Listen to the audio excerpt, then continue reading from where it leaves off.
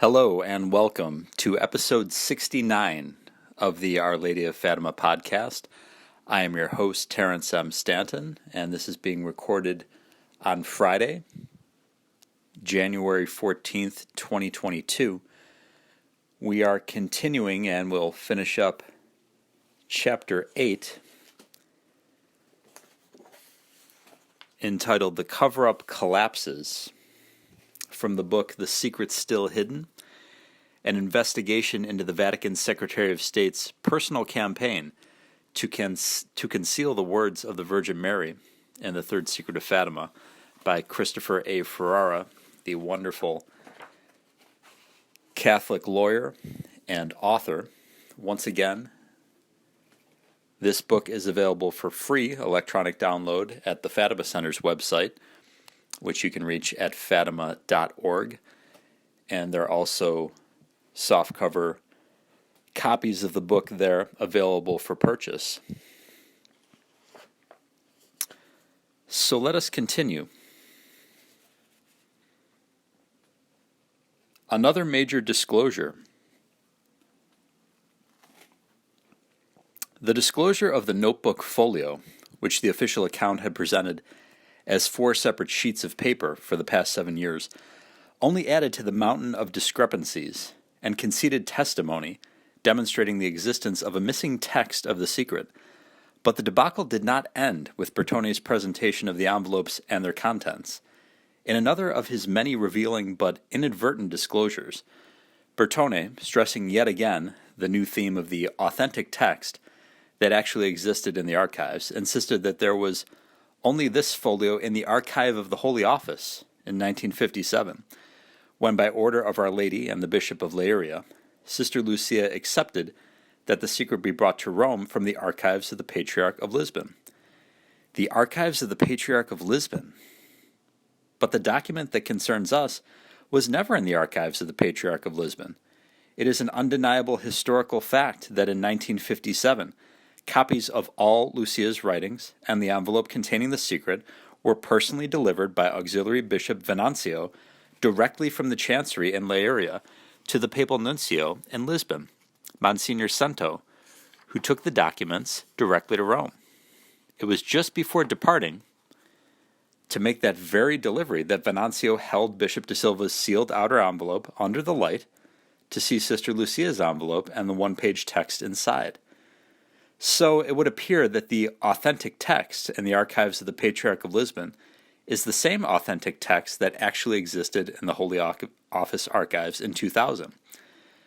But it is not the text we are looking for, which evidently took a different path to Rome, a path that went from Bishop de Silva to Monsignor Cento, the papal nuncio, and by him to the papal apartment of Pius XII, as Bertone has tacitly admitted by his resounding silence concerning the dispositive testimony of Archbishop Capavia, not to mention to all the other witnesses who place a text of the secret in the papal apartment. No answer to Ottaviani. By this point in the broadcast, Bertone himself had demolished the official account, but the debacle was not entirely finished. Once the 4-page folio of 62 lines had been presented on camera, Bertone received the one mild challenge he encountered during the 100-minute telecast. It concerned Cardinal Ottaviani's testimony that the secret is a one-page document comprising 25 lines of handwritten text. In response to the challenge, Bertone, despite his calm appearance, floundered badly. Marco Politi, while assuring Bertone that we are in agreement with Cardinal Bertone that there do not exist other documents, what better proof that the fix was in, did remark that, however, there are oddities, and also in the book by De Carli, Last Visionary, Cardinal Ottaviani said that, as far as the contents, it was 25 lines, while we have here a text of 62 lines. Papa Wojtyła, to a group of German intellectuals, hinted that the Secret of Fatima speaks of great trials that await Christianity, that it treats of huge catastrophes, of cataclysms, while instead, reading the text of the vision, it depicts persecutions of the church that appear to have already passed, according to Bertone and the official account. In response, Bertone ignored Politi's pointed reference to John Paul II's reported remarks at Fulda in 1980 on the apocalyptic elements of the secret, thus conceding the point, as he had so many others. Concerning Cardinal Ottaviani's testimony, Bertone not only failed to issue any firm denial, but instead offered an amazing affirmation which only substantiated Politi's objection. To me, it was a little amazing that Cardinal Ottaviani had said categorically a sheet of 25 lines. That is, Bertone himself had just acknowledged before millions of witnesses Cardinal Ottaviani's categorical testimony undermining the official account. Yet Bertone found this testimony only a little amazing? Why would it not be hugely amazing? Even a cause for panic, requiring immediate public denials and corrections, given Bertone's official position that no such text has ever existed. Why would he not hasten to say, with all due respect to the late cardinal, that Ottaviani could not possibly have been correct? Instead, Bertone offered another telltale affirmation about why he found the cardinal's testimony a little amazing. Because the cardinal, then pro-prefect of the Congregation of the Holy Office, had in his hand physically, and different times, the third secret, also showing it himself to the plenaria of cardinals. But that is precisely why Ottaviani knew what he was talking about when he spoke categorically of a text of one sheet comprising 25 lines. Bertone, on the other hand, was not an eyewitness to Ottaviani's handling of the third secret back in the 1960s. At that time, as a young priest, Bertone was at the Pontifical Salesian University of Rome, an association that he continued in various academic posts until 1991, when he was made Archbishop of Vercelli. Bertone could not, therefore, tell us of his own knowledge what document or documents Ottaviani had in his hands on various occasions, including the aforesaid plenaria, full assembly of cardinals regarding the secret, a newly revealed indication of its great importance and delicacy. Nor did Bertone cite the testimony of any actual eyewitness to rebut Ottaviani. Quite the contrary. His next statement revealed that he knew nothing and no one that could contradict Ottaviani's decisive evidence. Examine carefully these words from the broadcast. It may be that he had given a rather hasty summary of the secret, that he was mistaken. I don't believe that this element is so convincing as to say that there exists a sheet of paper of 25 lines, respecting the other of around 60 lines. Cardinal Bertone doesn't believe Cardinal Ottaviani's testimony is an element that is so convincing as to say there is a missing text of 25 lines respecting the published text of 62 lines. Maybe Ottaviani gave a hasty summary of the secret's contents. Maybe he was mistaken. Are these the words of a man who is certain Ottaviani's categorical statement had to be wrong? Or, rather, are they the words of a man who has adopted the rhetorical posture of appearing to be perplexed by something he knows or has reason to suspect is true? Consider that, as Vatican Secretary of State, Bertone had ready access to witnesses or documentation that could have refuted Ottaviani's statement conclusively if such witnesses or documents existed. For example, at any time between 2000 and 2007, Bertone could have inquired of any of the still-living cardinals who attended the Third Secret Plenaria presided over by Ottaviani, or if not the cardinals, then any still-living members of their staffs. It would have been a simple matter to ask these witnesses if they had ever seen in Ottaviani's hands or heard him describe a one-page document of 25 lines pertaining to the secret, or if they had seen such a document themselves. Bertone could also have consulted the minutes of the plenaria and the personal papers of Ottaviani himself, or he could have made inquiry of any number of other witnesses in the Vatican, from the Pope on down, as to whether they or anyone had ever seen or heard of the text whose existence Ottaviani had categorically affirmed. Yet, Bertone had appeared on national television totally unprepared to refute Ottaviani's categorical statement, undermining the official account. Why? Because there is no refutation. Cardinal Ottaviani was telling the truth. Some fishy arithmetic. After a 4-minute commercial break, to think this problem over, however, Bertone offered an improvised attempt at an explanation, which demonstrated that he was prepared to fudge the facts in order to save the official account from demolition. Bertone suggested that Cardinal Ottaviani had somehow counted the lines of text on only 2 pages of the 4-page folio. An attempt at an explanation of the affirmation of Cardinal Ottaviani. Ottaviani, perhaps, one could find if we calculate in the first page of the folio, first and last. Maybe Cardinal Ottaviani held it in his hand like this, holding up one side of the folio on which the first and fourth pages appear, and one sees that there would be in itself 16 lines, indicating the fourth page, plus 9, indicating the first page. Remember that there are 9 written lines on the first page, therefore 16 plus 9 are 25, without counting the following pages. This could be an explanation. Could be? If this was the best the cardinal could do to answer Ottaviani, then clearly he had no answer. Not even this implausible one, because the total of the lines of text on the first and fourth pages of the folio is 32, not 25.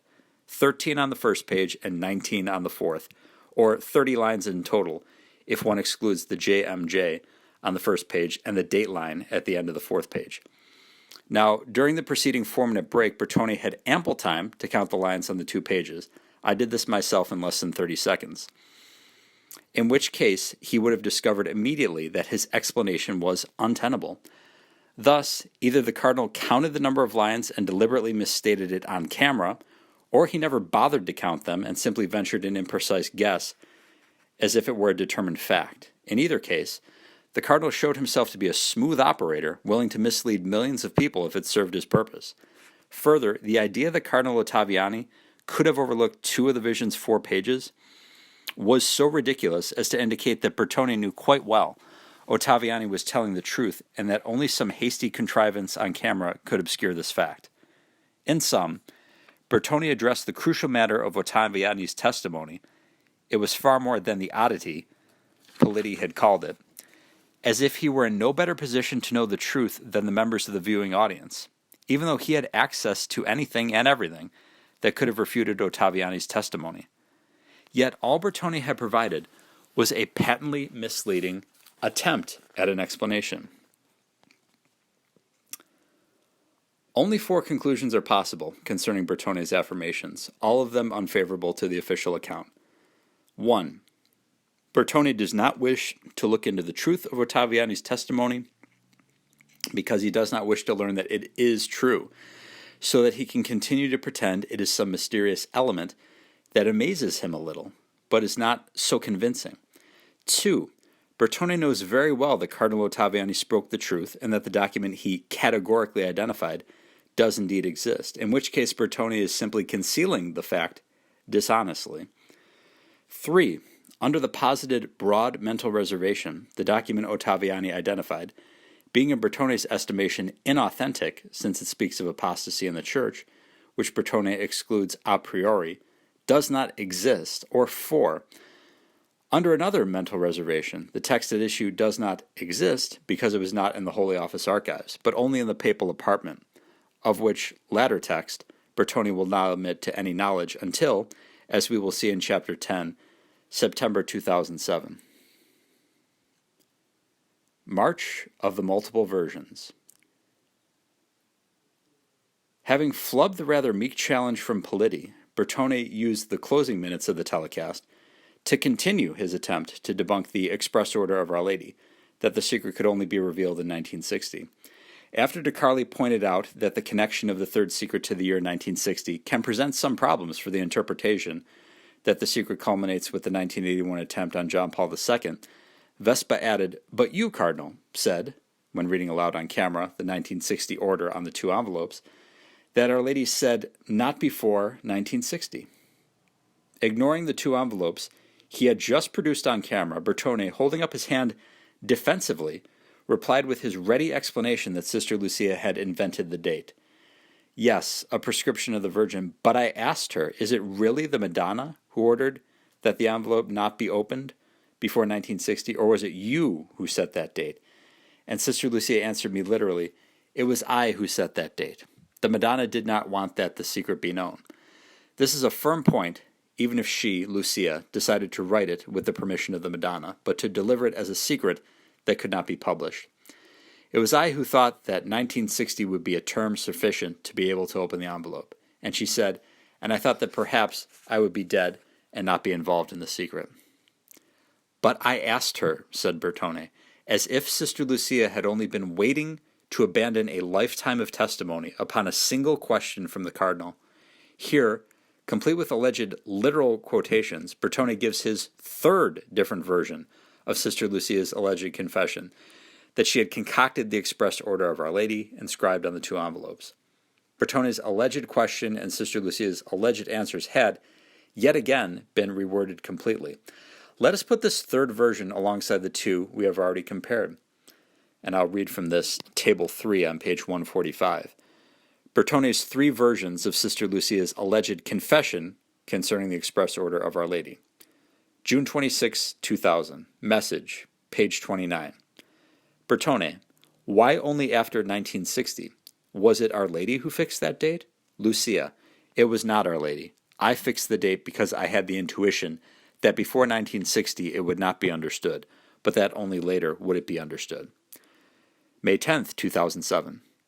Last Visionary, page 92. Bertone, was it the Madonna who suggested that date to indicate a deadline so precise? Lucia, it was a decision of mine because I felt that 1960 would be a date very far from the writing of The Secret in 1944, and because I had thought that I would be dead in that year. Therefore, the last obstacle to the interpretation and to the disclosure of the secret would have been taken away. The Madonna did not communicate anything to me in that regard. May 31st, 2007. Telecast. Bertone, is it really the Madonna who ordered that the envelope not be opened before 1960, or was it you who set that date? Lucia, it was I who set that date. It was I who thought that 1960 would be a term sufficient to be able to open the envelope, and I thought that perhaps I would be dead and not be involved in the secret. Notice that the alleged wording of the questions, the wording of Sister Lucia's alleged answers, and the concepts she allegedly expressed in those answers are different in each version. Aside from the continuing problem of the shocking liquidity of the quotations Bertone attributes to Lucia, we see that in the third version, Bertone has Lucia uttering the words, "It was I who thought that 1960 would be a term sufficient to be able to open the envelope." This newly worded rationale of Sister Lucia for inventing heavenly orders and writing them on envelopes seems to savor of Bertone's own claim, expressed in Last Visionary, that Lucia arbitrarily selected 1960 because it provided a sufficiently wide temporal arc for the comprehension of the sense of the vision. It appears that between early May and late May of 2007, Bertone's sufficiently wide temporal arc had blended conceptually with Sister Lucia's revised rationale of a term sufficient to be able to open the envelope. But to repeat the question I posed earlier in discussing Last Visionary, why would exactly 16 years from 1944 be a term sufficient to be able to open the envelope? Why not 10 years, 15 years, or 20 years? Why would a date 16 years hence leap into Sister Lucia's head from out of nowhere? And why would Sister Lucia even think in the first place that the revelation of the secret had anything to do with completion of a temporal arc or sufficient term? How would she know the secret was time-sensitive unless the Virgin had told her so? And if the Virgin had told her so, why would the Virgin not also have told her when the envelope could be opened? Bertone's claim was unbelievable on its face. Once again, if Sister Lucia had said such a thing to him, it could only have been a product of coercion or undue influence. Otherwise, the words attributed to Sister Lucia by Bertone were not hers, but rather Bertone's fabrication. As had so often happened before, however, Bertone's own statement undermined his position. Notice that in the above-quoted statement from the telecast, Bertone says, "The Madonna did not want that the secret be known. This is a firm point, even if she, Lucia, decided to write it with the permission of the Madonna, but to deliver it as a secret that could not be published." So, according to Bertone, Our Lady did not want the secret known or published, and would not even allow it to be written down without her permission, yet Sister Lucia, knowing this, decided on her own to have it published in 1960 and to forge on 2 envelopes a non-existent express order to that effect from the Virgin. One must reject as nonsensical Bertone's suggestion that Our Lady merely gave some sort of grudging permission to write down a secret that could not be published. What would be the point of writing down a text that no one was allowed to see? Rather, the Virgin directed Lucia to write down a text that was to be published in 1960. Yet the viewers were asked to believe that while the Blessed Virgin was giving Lucia an express order to write down the secret, she had nothing to say concerning when the secret was to be published. Even more implausibly, the viewers were expected to believe that Our Lady never said anything to Lucia about when the secret was to be revealed to the world. It was all left up to Lucia's imagination, including her ad hoc calculation of temporal arcs and sufficient terms. Further undermining himself, Bertone gave this answer to Vespa's question why Sister Lucia had waited so long, from 1917 to 1944, to write down the secret. Because she had the prohibition, the third secret she had to preserve within herself and not reveal it to anyone. This was the order of Our Lady. So Bertone was quite ready to accept that Lucia had received the order of Our Lady for some purposes, but not for others. As for the express order of Our Lady, written on 2 different envelopes and communicated to Lucia's bishop, the Cardinal Patriarch of Portugal, the whole Catholic Church, and the entire world, well, that order was made up. A very convenient conclusion indeed, considering that a heavenly order linking the third secret to 1960 would not only destroy Sodano's/Bertone's preventative interpretation, linking the vision of the bishop dressed in white to a failed assassination attempt in 1981, but would also point directly at Vatican II and its aftermath as the focus of the secret. The thoughtful viewer could only laugh at the sheer audacity of it all, and then become angry at this cavalier treatment of the deceased seer and her incomparably intimate relationship with the Mother of God. The march of the multiple versions continued, with Bertone's latest assertion that Sister Lucia had accepted Sodano's/Bertone's interpretation of the vision. When she heard the news of the attempt of May 13th, all the convent had prayed all night. She thought that this was the moment of the realization of that terrible prophecy, and that he was the Pope of the third secret. She said, "Yes, I thought of that," a further proof of the interpretation. Compare this with the 4 prior versions of Bertone's account set forth in Table 4 on the following page. And Table 4 is Bertone's 5 versions of Sister Lucia's alleged acceptance of Sodano's/Bertone's interpretation of the third secret. 2 from June 26, 2000, 1 from December 21st, 2001, 1 from May 10th, 2007, and 1 from May 31st, 2007. He goes on to explain it. Mr. Ferrara writes, as we can see from a study of this table, number 1, in the 2000 version of Bertone's account, Lucia merely agrees that Mary's maternal hand deflected the bullet that would have killed John Paul II, but she does not actually accept the interpretation, although Bertone is suggesting that she does. Yet in the same 2000 version, Bertone cites a fragment from a letter purportedly sent by Lucia to the Pope in 1982, in which the seer makes no reference to the assassination attempt, and warns that we have not yet seen the complete fulfillment of the secret. 3. By December of 2001, however, Lucia fully confirms the interpretation that the Pope in the vision is John Paul II. Yet, by early May 2007, Bertone admitted, not in these terms, meaning no, when asked directly whether Lucia accepted the interpretation. 5. Finally, during the telecast in late May 2007, only a few weeks later, Bertone suddenly has the deceased seer declaring positively that the assassination attempt was the moment of the realization of that terrible prophecy, and that he, John Paul II, was the Pope of the third secret. Notice, however, that in this 5th version, the only words actually attributed to Sister Lucia are, "Yes, I thought of that." Lucia's alleged unequivocal statement in November 2001, "I fully confirm the interpretation," has long since been forgotten. Also forgotten is Bertone's own citation in 2000 to the purported 1982 letter from Lucia to John Paul II, flatly contradicting the notion that the 1981 assassination attempt is the realization of the third secret. Although the subject of the consecration of Russia is not the focus of this book, Bertone's comment on this subject during the telecast does provide another example of Bertone's inability to quote Sister Lucia the same way twice on any subject on which he claims she spoke to him during his meetings with the seer. After Bertone observed that Sister Lucia probably had other apparitions, so long was her life, Vespa asked if she had ever spoken of these other apparitions with him. Bertone replied, "She did not speak of that to me, but indirectly I asked for verifications, or I tried to verify." For example, after the famous act of consecration of John Paul II to the Immaculate Heart, she told me that the Madonna told her that that was the consecration she was awaiting, and that she was content, and we are in 1984.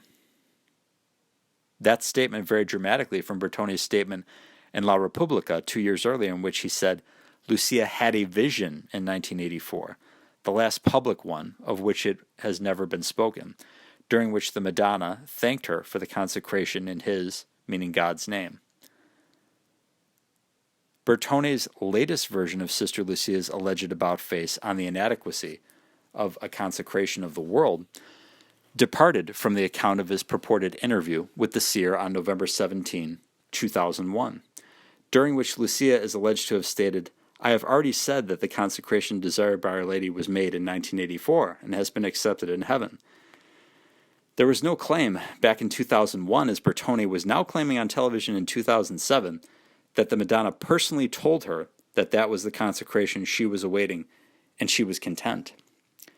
So the 2007 television version of what Lucia allegedly told Bertone departed from the versions Bertone had given in 2000 in Message, 2001, the alleged interview of Lucia, and 2005, the statement in La Repubblica, all of which departed from each other. Let us compare Bertone's 4 different versions of Lucia's alleged testimony on this point. See Table 5 on the following page. It says Bertone's 4 versions of Sister Lucia's alleged approval of the 1984 consecration of the world. June 26, 2000, Message, page 8. Sister Lucia allegedly personally confirmed that the 1984 ceremony sufficed. Note, no statement by Our Lady to Lucia approving the 1984 ceremony, and no statement by Lucia to Bertone, but only a debunked letter to an unknown addressee created by a computer Lucia never used. December 21, 2001, communique regarding November 17, 2001, meeting with Sister Lucia. Lucia allegedly says, "I have already said that the consecration desired by Our Lady was made in 1984 and has been accepted in heaven." Note, first alleged reference by Lucia to communication from heaven, but still no statement or apparition of Our Lady. If I had had new revelations, I would not have spoken of them to anyone, but would have told them directly to the Holy Father. February 17, 2005, La Repubblica. Bertone claims Lucia had a vision in 1984, the last public one of which it has never been spoken, during which the Madonna thanked her for the consecration in his, meaning God's, name. Note, heaven's alleged acceptance is now a full-blown apparition of the Virgin Mary in 1984, of which it has never been spoken, during which the Virgin allegedly expresses thanks for the 1984 ceremony in God's name. May 31, 2007, telecast, door to door. Bertone claims that while Lucia did not tell him directly of other visions, she told me that the Madonna told her that that was the consecration she was awaiting, and that she was content. Note, Bertone drops his claim in 2005 that Our Lady appeared to Lucia in 1984 to convey a divine thank you in God's name. An absurd finale. In the closing minutes of the telecast, Politi, at least, served the truth by rejecting the preventative interpretation, flatly declaring that the vision of the bishop in white certainly is not connected to the attempt on the Pope. Sitting in a gilded chair, but without any real authority in the matter, Bertone could offer nothing more than his contrary opinion. I don't think one can affirm, as Politi categorically affirms, that the third secret does not have any reference to the assassination attempt. But how can he say this? It refers exactly to the attempt, the bishop dressed in white. We had the impression that it was the Holy Father. I interviewed Sister Lucia. Now we must dwell also on what Sister Lucia said. Then we can discuss as much as we wish. As we have already seen, by the date of the telecast, Bertone had given 5 different versions of what Sister Lucia said regarding his interpretation of the vision, in the 4th of which Bertone admits not in these terms, when asked outright if Lucia accepted the interpretation. Lucia, it seems, was no more persuaded than Politi. What strikes one in watching, again and again, as I have, this televised debate over the meaning of the vision of the bishop in white, is the utter absurdity of the situation. A Vatican cardinal bantering with a journalist on a talk show about the meaning of what the Mother of God conveyed 90 years ago for the good of all humanity. We are asked to believe that the only one who had nothing to say about the vision means is the very one who confided it to Lucia with instructions to reveal it in 1960. As so she rightly asks, is it possible that the Madonna appeared so sensationally at Fatima to give a message, warning, so important, that nevertheless remains incomprehensible, confused, or susceptible of various and opposing interpretations?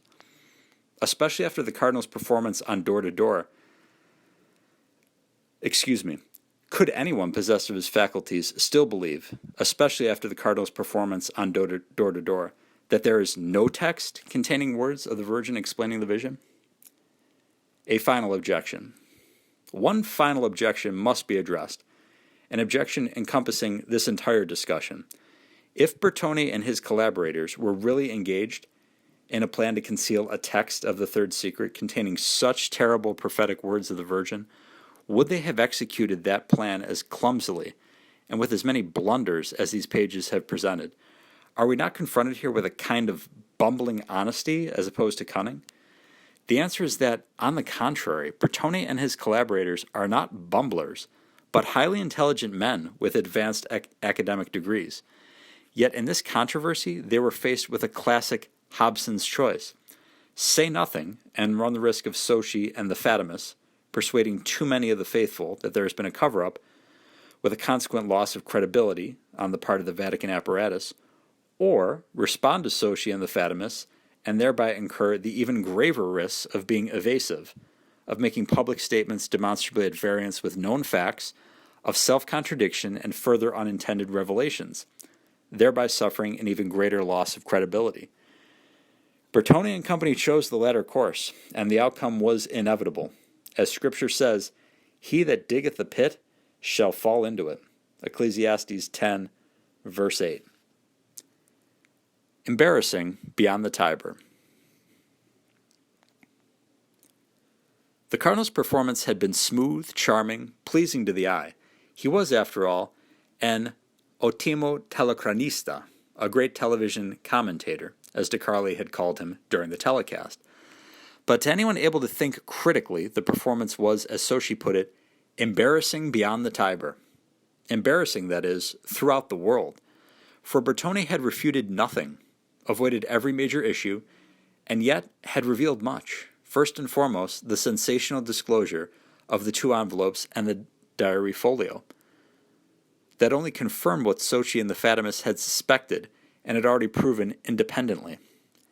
As Sochi concluded in his reply to the telecast, from which he had so suspiciously been excluded, despite the absence of any real challenge to Bertone's version of the facts, the Cardinal had only succeeded in demonstrating that the doubt Pope John professed to have concerning the supernatural origin of the third secret could only refer to the text of the vision revealed in 2000. That does not contain anything delicate, but only to that 4th secret that, as Cardinals Ottaviani and Chiappi revealed, spoke of apostasy and the betrayal of the upper ecclesiastical hierarchy.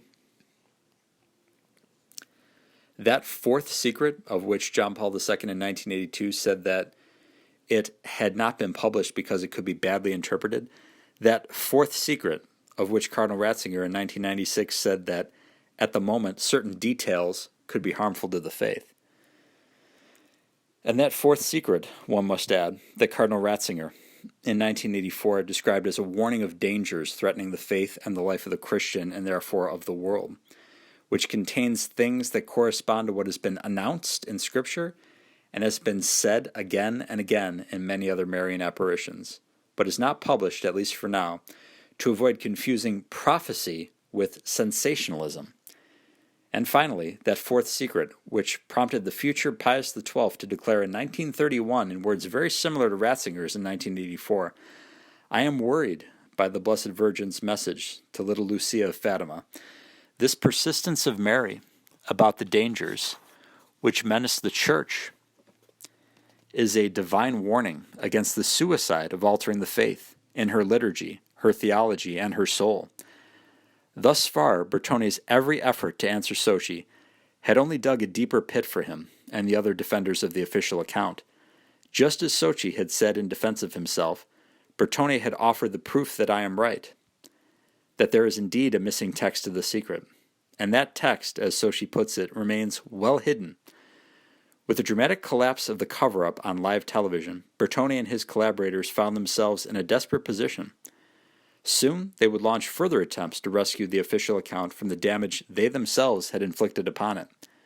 In keeping with the pattern that has developed throughout this controversy, however, those attempts would only further confirm that something is being hidden. Let us conclude with offering up prayers in honor of Our Lady of Fatima and Saint Joseph. In nomine Patris et Filii et Spiritus Sancti. Amen. Ave Maria, gratia plena, Dominus tecum. Benedicta tu in mulieribus, et benedictus fructus ventris tui, Iesus. Sancta Maria, Mater Dei, ora pro nobis peccatoribus, nunc et in hora mortis nostrae. Amen. Memorare to Saint Joseph. Remember, O most chaste spouse of the Virgin Mary, that never was it known that anyone who fled to thy protection, implored thy help, or sought thy intercession was left unaided. Inspired by this confidence, I fly unto you, my spiritual Father, and beg your protection. O foster Father of the Redeemer, despise not my petitions, but in your goodness hear and answer me. Amen. Thank you very kindly for listening to episode 69 of the Our Lady of Fatima podcast. Please pray your rosary every single day. Please tell your family and friends about this podcast. And please be as kind and as charitable as you can possibly be with others. We are living through a difficult time, certainly, in the history of the Church and the world. But dawn is nearing.